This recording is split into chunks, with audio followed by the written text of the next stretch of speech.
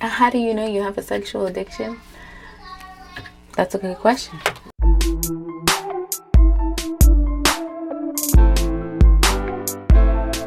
So I have been asked that question quite frequently in the past couple of days, or the past week or so. It's, Whitney, how do you know you have a sexual addiction? And I feel like that's an amazing question. And I decided that I'm going to make a video because I'm asked so much. So first, I just want to make a disclaimer. I am not a psychiatrist. I am not any type of therapist. I mean, I am in school for psychology for right now, but I've been knowing this way before then.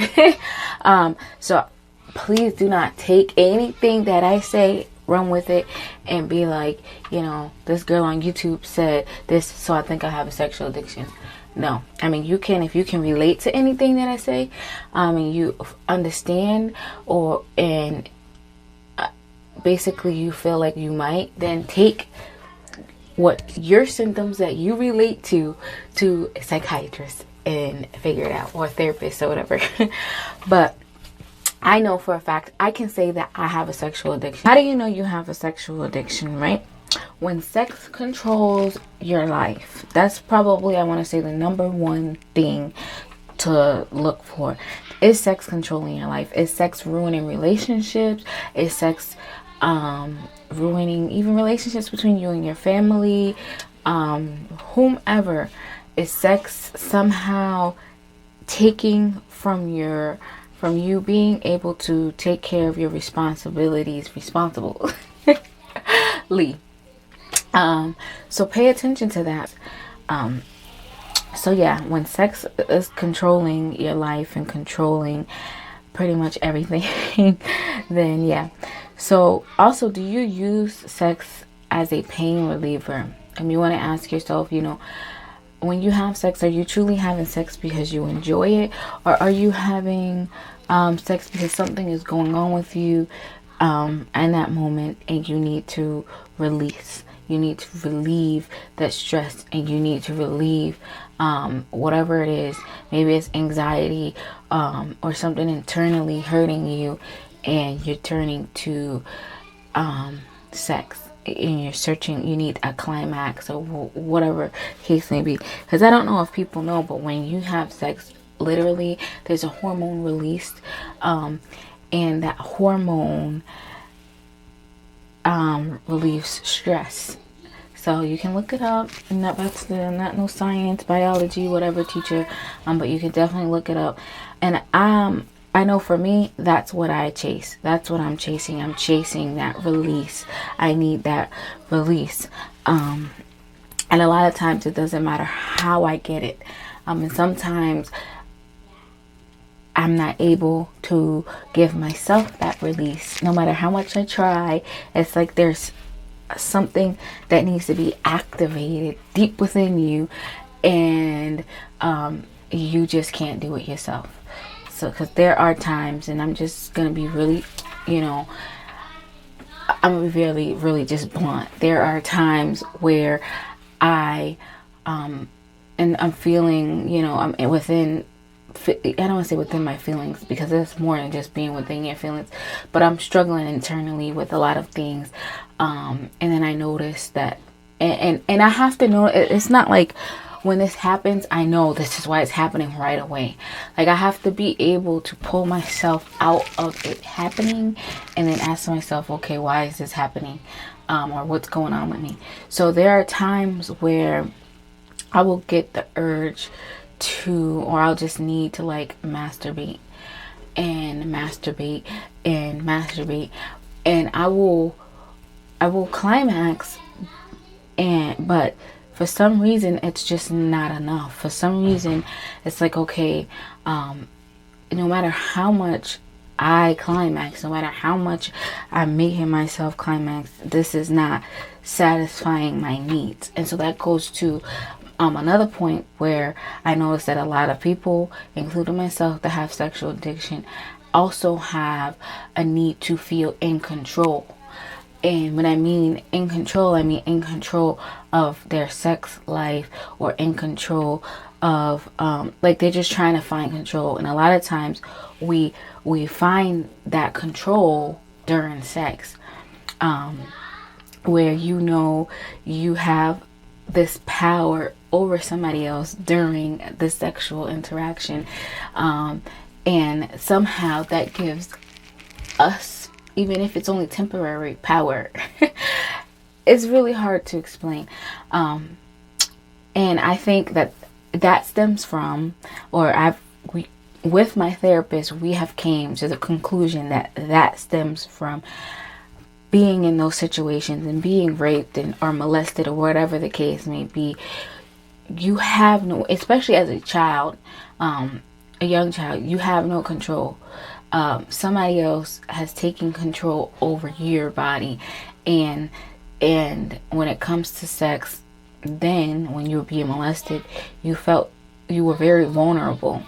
And so in order to take control, you have to, it's almost like you're forced to embrace something that you was experienced early, you were exposed to early, and you embrace it and turn around and flip it on its back. And instead of it victimizing you, you start to control it. It's hard to explain. So yeah, it's almost a way of not letting that take control of your life. And what's the best way to not let it take control of your life is for you to take control of it.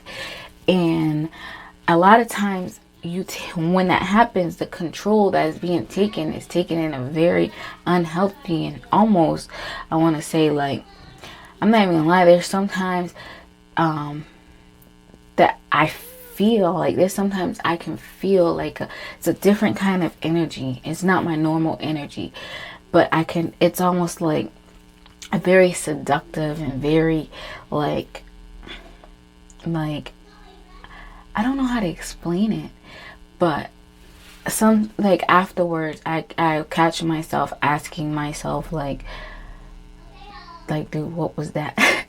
Like almost like a sexual entity, I should say. I'm not trying to say I'm possessed, although sometimes I do feel like, okay, am I possessed? Like do I have some type of sexual deviant just in me that comes out when I am going through things and when I am stressed? Because it's a lot of, sometimes naturally I'm a very shy person when it comes to, certain things. And when it comes to maybe like being sexual or whatever, I can be pretty shy or really like standoffish or whatever. But during those times, I notice where I am just trying to suppress whatever it is that's going on with me, and I need to relieve pain, or I don't want to deal with the things at that moment, and I just like, okay, well, I just need relief. I just need to be like, I just need someone to come relieve me. I notice that my personality changes. I'm more sexually aggressive, and I notice like I feel like I have way more control during that moment, like way more control, and just watching the facial expressions that my partner would make, or just the reaction that I get. It's almost like it fuels a certain energy or a certain something that at that moment I need. And I feel like that's what happened to me when I was younger, if that makes any sense. Like whatever was taken from me, I feel like I'm on a mission to get it back.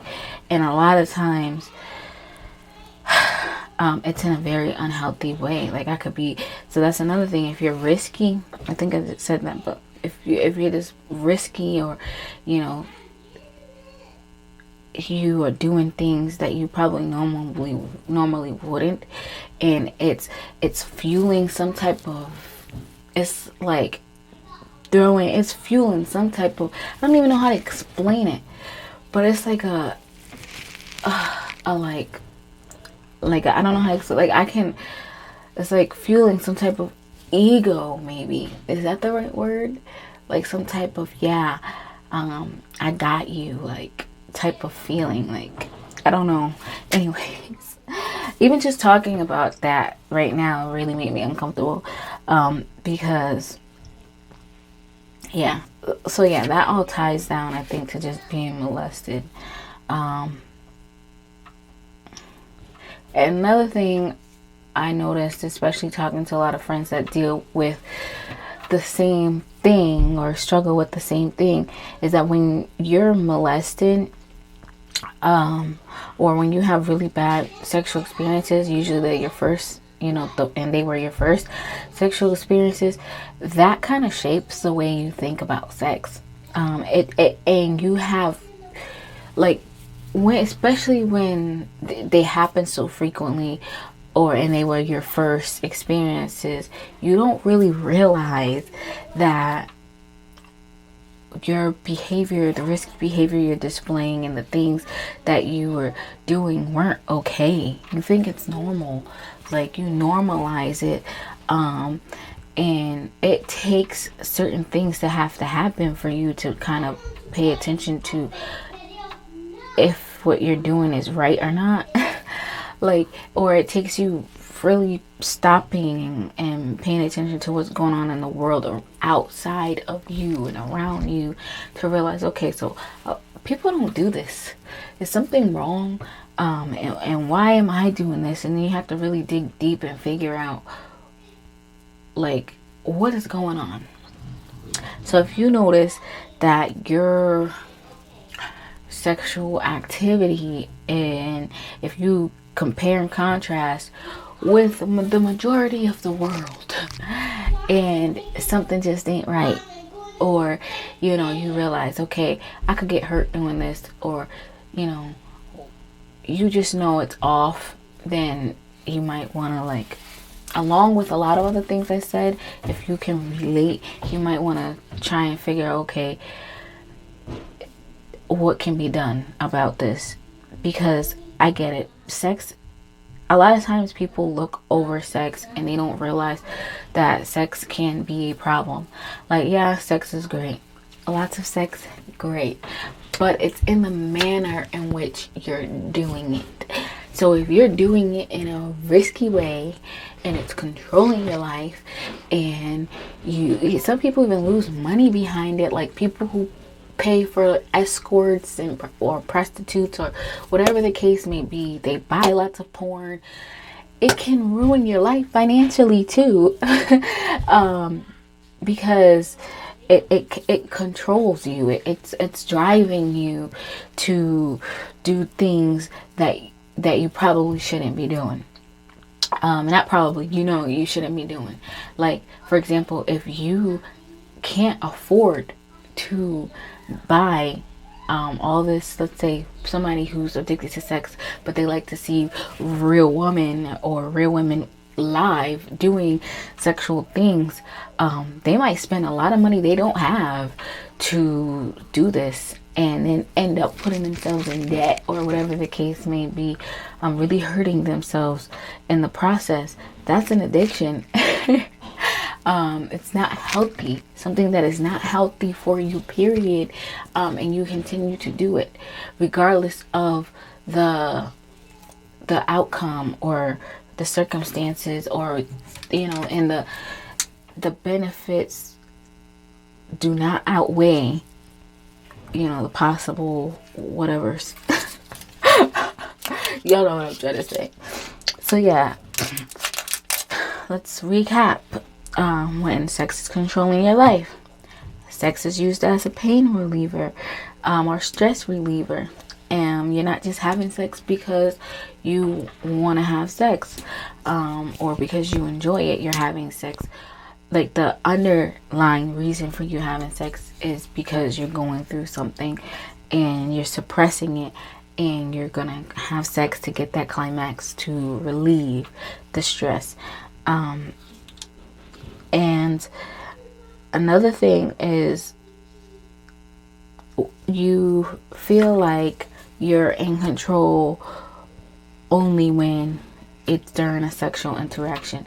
So you feel like you have the most control over your life during sexual intercourse or anything really sexual, because even like just being, let's say if you were a cam girl or whatever, I'm pretty sure they feel most powerful when that camera is on, because it's almost like you're being praised, and you can control what you're going to do and what you're not going to do, and you're controlling the other person on the other side of that camera. You know how your actions and what you're doing is making them, you know how it's going to make them react. And so it gives you some kind of power. It's like you're taking power back from the same very people who took the power from you. They snatched your light, and now you're like on some kind of like power, like I'm snatch your soul. And snatching soul, I feel like it should be taken literally, because that's almost exactly how it feels. Like when for me, example, when I'm dealing with somebody and I see their facial expressions, and I'm watching their body movements, and just watching how much control I have over them at that moment, it's powerful. Like, I'm gonna do this, and I know your body's gonna react this way, and I'm gonna do this, and I know you're gonna react that way. And it's so, I don't know, but I honestly feel like that stems from being molested as a child and regaining some control, or trying to take back some of whatever was taken. I'm trying to take it back, and in a very unhealthy way. Another thing, do you put sex over your priorities?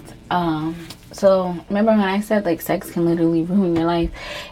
It can, especially when you put sex over your priorities. You know you're supposed to be, cleaning the house, or you have appointments that you're supposed to go to, or, whatever the case may be.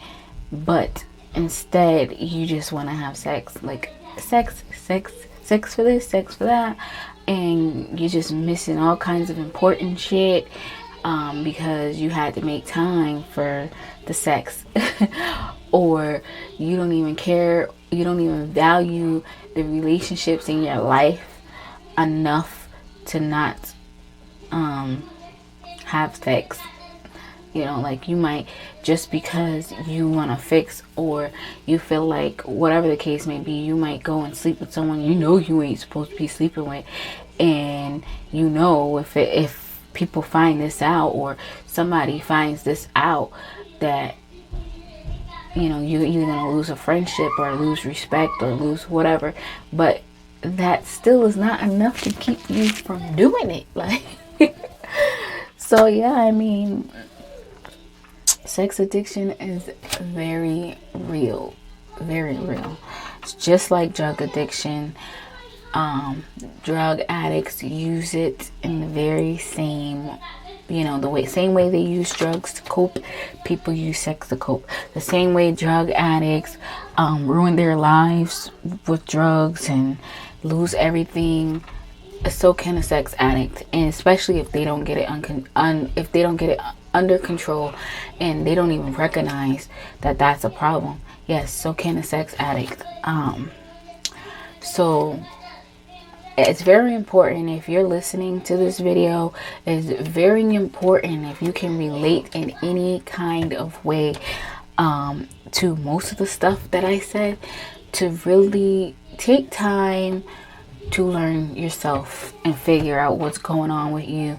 And do not be ashamed to go and get help. Do not be ashamed to go to a therapist. Do not be ashamed to talk about it. Like, I know for a while I wouldn't talk about it, because I was just like, people are just going to judge me anyways, or people they can be like, I don't know, whatever, she's a hoe or whatever. Like, people just always gonna have something to say, and that's fine. We weren't all built to perceive things the same way, or to understand what we perceived the same. So we weren't all built like, that's what makes the world beautiful, that people have different opinions and people, you know, whatever. So I'm taking this as a teaching moment and as a moment for me as well to really reflect. So I can always come back to this video and I can always reflect on the things that were said, and whenever I'm having a hard time. So yeah, I'm going to make a video about how to cope with having sexual addiction and things that I do to try and cope and keep myself from doing things that I know I probably shouldn't be doing, or from having meaningless sex, and just trying to love myself more. I'm on a mission of self-growth and a mission of self-love and learn. And in order to grow, I have to learn myself. There's no way I can grow without knowing who the hell I am and what I'm growing. Like when you buy seeds, you don't just buy random seeds, plant them in the ground and be like, grow. You want to know what you're growing, don't you? You don't want to grow, I don't know, but you want to know. So in order for me to grow, I'm going through this process where I have to break myself down, and I have to, not just a little bit, I have to, in every aspect of me, I have to break down, get familiar with, and then learn how to deal with the things that have been keeping me back my whole entire life. Learn how to deal with, how to better manage those things. And I'm going to tell you, it ain't going to be overnight. So there might be times you might see me get on here and I might be, you know, feeling a little, you know, whatever, sexual or whatever the case may be. And I'm going to have to check myself and be like, hold on. Now, don't get me wrong. Do not get me wrong. I'm not saying sex is bad. I'm not saying to love sex is bad. All I'm saying is that if sex is controlling your life in a way, that is bad and not healthy for you, not healthy for the people around you. And sex is your way of finding control, or whatever the case may be, then you should probably work on turning sex into something much healthier for you. Now, sex is great. Sex is great when you're doing it with someone you have chemistry with someone you care about and love about. But care about and love. And, you know, then that's when sex is beautiful. I mean, even if, you know, you want to have sex without any type of attachment, that's not always necessarily wrong, but it's how you go about doing it, and why you're doing it. And those are the major questions and major things you need to pay attention to, because if you're not being healthy, then who's calling? Oh, I'll call him back. If you're not being healthy, and you're not making smart decisions, and you're being very risky, and you're losing people that you love and all kinds of stuff, or losing unnecessary money behind sex or sexual interactions, then you need to try and reflect on why and reevaluate everything. So don't be ashamed to do that. So yeah, that's pretty much my answer. I hope you guys liked this video. Please do not forget to hit the like button. Do not forget to hit that subscribe button and the little bell next to it so you'll get the notification next time I upload. I really appreciate you guys and all of your support. You guys are awesome. To show my appreciation, I decided that I wanted to start doing like a shout out every video. I wanted to shout out best comment. So anyone who has the best comment, or if you have any questions, leave them in the comment section. And every video I make from here on out, I will shout out the best comment, and I will answer questions that were asked in the comment section. So yes, do not forget to like, do not forget to subscribe, and hit that notification button. You guys have a blessed day. Remember to stay happy, fight those demons, and enjoy your holidays, you guys. Yes, I seen this VSG Brit or Britty Fitty or something like that. I gotta go look, but she and her family, Fat Boy VSG, I believe that's his name, they went to Disney, and I was just watching their video, and they had some lovely photos of their trip to, I think it's like the Christmas Story park or something like that. I don't know, but they're awesome. Anyways, like I said, don't forget to like and subscribe. Love you guys. Thank you all for your support. And yeah, deuces. Be free. And all I ask is that you please don't judge me. I can only be me. Welcome.